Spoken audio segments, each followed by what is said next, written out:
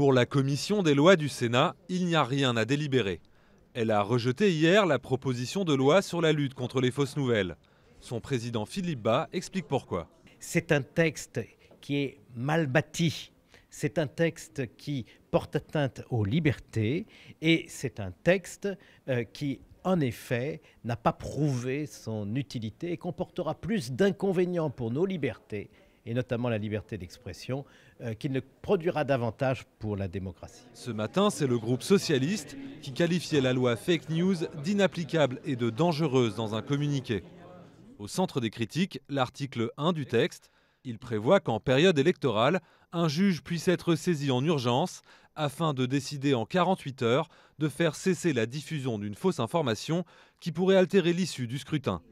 Irréaliste pour la présidente de la commission de la culture qui a à son tour prononcé une motion de rejet. 48 heures, c'est à la fois très court et déjà trop long parce qu'une fois que la fausse nouvelle elle est lancée, ça y est, la viralité permise par les réseaux sociaux aura fonctionné et des centaines de milliers, pour pas dire des millions de personnes seront déjà atteintes. Et en même temps, c'est très court pour établir, selon un faisceau de critères, qu'il y a eu une manipulation avérée. Voté par les députés début juillet, le texte, qui prévoit aussi de renforcer les pouvoirs du CSA à l'égard de médias détenus par des États étrangers, ne devrait donc pas être adopté au Sénat en l'état.